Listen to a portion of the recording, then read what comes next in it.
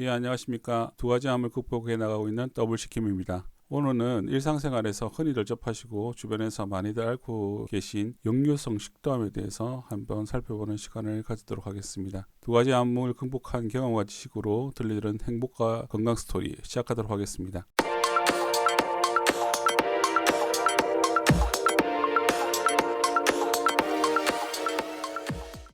먼저 역류성 식도염이 뭔지 한번 살펴보도록 하겠습니다. 보통 어떤 증상을 역류성 식도염이 증상이라고 볼 수 있는지 한번 보면, 일단 명치 쪽, 그러니까 등 쪽이 아니라 앞쪽이 보통 아프다고 이야기하시고, 가슴 쪽 통증이 있고 가슴이 답답한 증상이 있다 보니까 보통 이렇게 날개 축지까지 아프다는 증상을 가진 분이 많습니다. 그리고 흔히들 위가 안 좋나, 속이 쓰리다, 아프다 이렇게 생각하시는 부분이 많고요. 그리고 트림이 자주 나는 경험도, 증상도 역류성 식도염의 한 증상입니다. 그리고 심장 부근, 가슴에 통증이 느껴진다는 부분도 많아서 순환기내과 쪽으로 가서 고혈압이나 아니면 심장에 문제가 없는지 이렇게 진단을 받으시는 분도 가끔 있으시고요. 이게 역류성 식도염으로 인해서 위산이 분비돼서 위로 올라가다 보니까 그 부분이 목까지 침범을 해서, 또는 심지어 어금니까지 침몰을 해서 어금니 쪽이 상하거나 아니면 목이 아프거나 목소리가 변하는 등의 증상을 나타낼 수 있는 여러 가지 증상을 가진 병이 역류성 식도염이 되겠습니다. 의학적 정의를 정확하게 말씀을 드리면, 일단 위의 내용물이나 위의 위산이 식도로 역류해서 발생하는 식도의 염증을 역류성 식도염이라고 그러고요. 이게 불행하게도 완치가 잘 되지 않습니다. 왜냐하면 하부 식도 괄약근이 닫혀 있어야 되는데 그게 여러 가지 사유로 느슨하게 되면 이게 다시 그 근육이 강화가 돼서 닫혀 있는 경우가 잘 없기 때문에 결국은 재발이 아주 쉬워서 완치가 잘 없고요. 평생 나타났다 없어졌다 이런 경험을 반복하게 되는 그런 병입니다. 그리고 위식도 환자 중에서 50% 정도가 내시경에서 발견을 할 만큼 본인이 자각 증상이 없더라도 흔히 확인할 수 있는 질병이 되겠습니다. 그럼 이게 왜 생기느냐에 대해서 한번 살펴보도록 하겠습니다. 일단은 이게 비만이나 고혈압처럼 국가 생활 수준이 높아지면 나타나는 선진국 질병이라고 보통 말을 하고 있고요. 이게 당연히 과식이나 아니면 비만이나 아니면 여러 가지 증상에 의해서 원인이 나타나는 경우가 많기 때문에 역류성 식도염은 선진국 병이라고 부르고 있고, 당연히 우리나라에서도 점점 그 빈도가 증가하고 있는 상황입니다. 그래서 한번 살펴본다고 저희가 오늘 소개하는 시간을 가지도록 되었고요. 그리고 지금 그림을 하나 그렸는데, 이게 이제 모로 누워서 옆으로 누웠을 때나 바로 누웠을 때나 위산이 역류가 되는 상황이 발생을 하면 왜 이게 염증을 일으키는지를 한번 도식적으로 보여주는 그런 그림이 되겠습니다.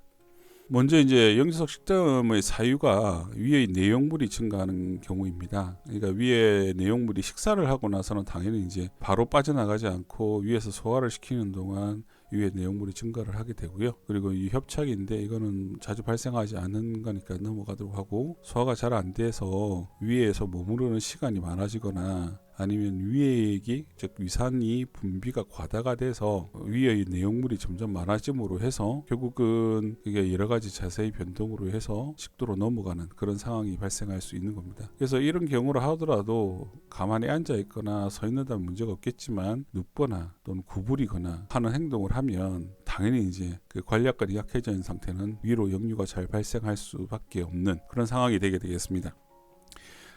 또 한 가지는 이제 위 내부의 내용물이 증가하는 게 아니라 위 외부의 압력이나 복압이 증가해서 역류성 식도염이 생기는 문제입니다. 즉 비만이나 아니면 여자분들 같은 경우는 임신, 그리고 여러 가지 병으로 인한 폭수의 증가 등 여러 가지 상황이 발생을 하면 결국 복부의 압력이, 이제 위에 미치는 압력이 증가가 되고요. 그래서 많이 먹지 않아도 위에 내용물이 들어가게 되면 결국 복압의 증가로 인해서 역류성 식도염이 생기는 그런 경우가 되겠습니다. 허리가 아파서 폭대를 차거나 아니면 천식이나 이런 각각의 사유로 기침이 잦거나 하면은 마찬가지로 이제 복압이 증가해서 역류가 잘 일어나는 상황이 되겠습니다. 또 아까 말씀드렸지만 위와 식도 사이에 관략근이 있는데, 이 관략근은 식사가 어느 정도 되고 나면 위에 소화되고 있는 음식물이 식도로 다시 역류가 되지 않도록 이게 꽉 막는 역할을 하는 관략근이 존재를 하고 있는데요. 이 관략근 자체가 느슨하게 풀어지는 상황입니다. 그 사유가 여러 가지가 있지만 일단은 기름진 음식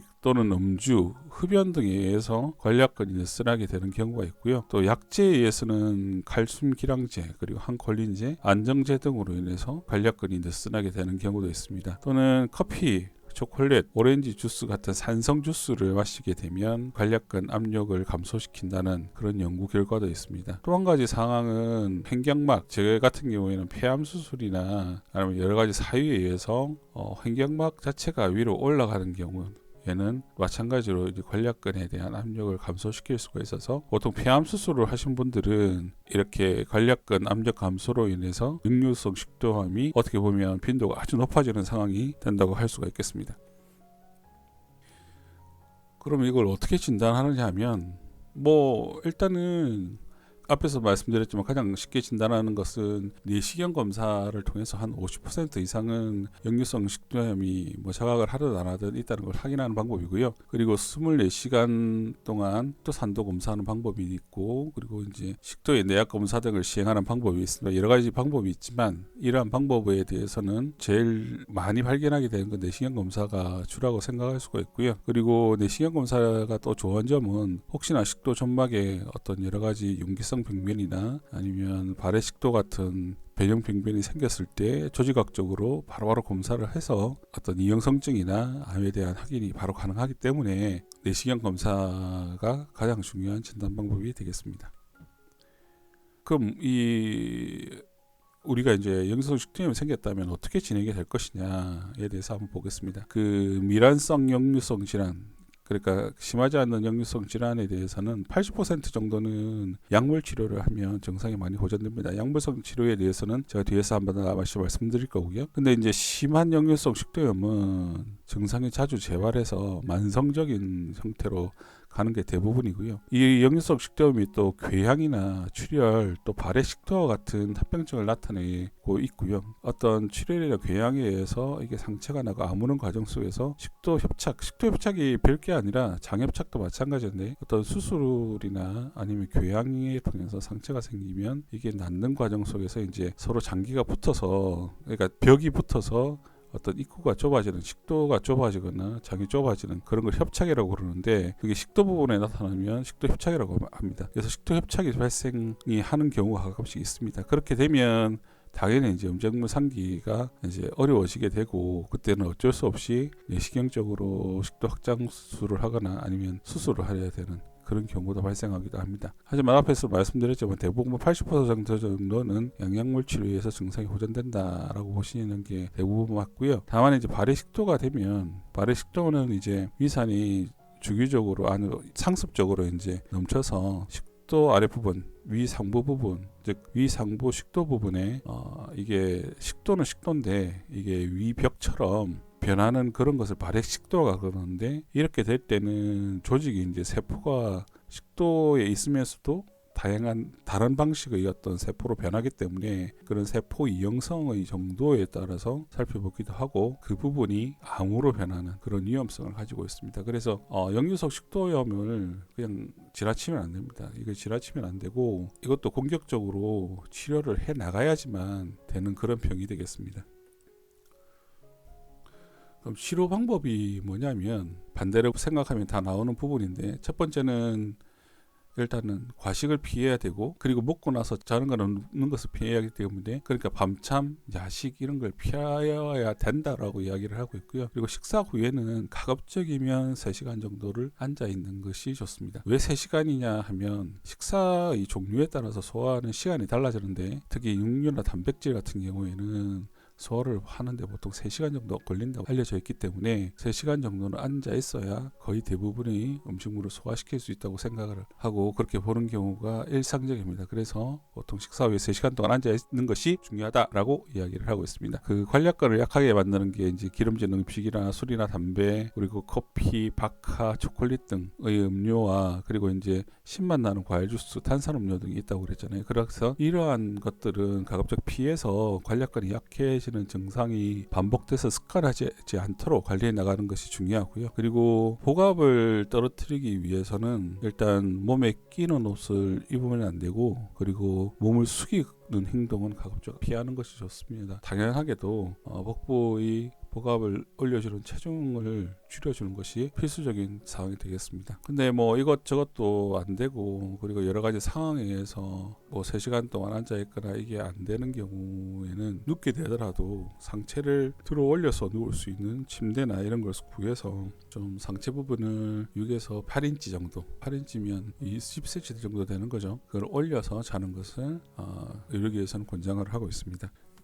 그 치료 방법 2는 약물 치료가 되겠는데요. 이 약물 치료에는 일단은 제일 기본적으로 쓰는 거는 제산제와 유산분비 억제제, 그리고 장운동 촉진제의 약제를 사용해서 빠른 시간에 소화를 시키고, 또는 위산이 올라오는 것을 막아주고 위산 분비를 억제시키는, 소화를 촉진시키는 이런 것들이 약물 치료의 방향이 되겠습니다. 약물 치료는 보통 수개월 동안 진행하는 것이 대부분입니다. 그런데 문제는 위산 분비 억제제 같은 경우에는 소화계통의 종양을 크게 키우는 그런 부작용이 나타날 수도 있습니다. 그래서 만약에 몸에 이제 뭐 예를 들어서 용종을 많이 떼시는 체질이라든지 이런 경우에는 위산분비 억제제 같은 경우에는 가급적이면 사용을 하지 않으시는 게 좋습니다. 위에서 살펴본 그런 억제 치료에도 불구하고 계속 증상이 나타나면 결국 이제 여러 가지 상황을 고려해서 수술 치료도 고려를 하셔야 되고요. 그 관략근을 약하게 만들어주는 칼슘 통로 차단제나 수면제, 통풍약 등은 다른 약제로 교차하거나, 아니면 약제를 안 쓰고 여러 가지 병증을 완화시키거나 치료할 수 있는 방법을 시도해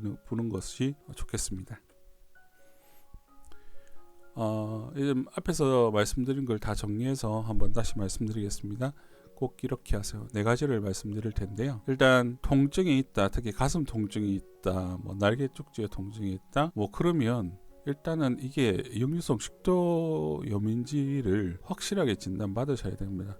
특히 가슴 쪽 통증 같은 경우는 이게 심장하고도 관련된 문제가 있을 수도 있기 때문에, 이걸 뭐 지레짐작으로 아니면 병원 내과 같은 데 가서 약을 받을 때 뭐 역류성 식도염 약을 받고 그냥 지내시면 안 되고요. 반드시 정확한 진단을 받으셔야 됩니다. 만약에 뭐 역류성 식도염 약을 타서 뭐 한 1, 2개월 드셨는데도 계속 가슴 통증이 있다, 이러면 이게 좀 문제가 있을 수도 있습니다. 그래서 어쨌든 통증이 있으면 정확한 진단을 받는 게 제일 중요합니다.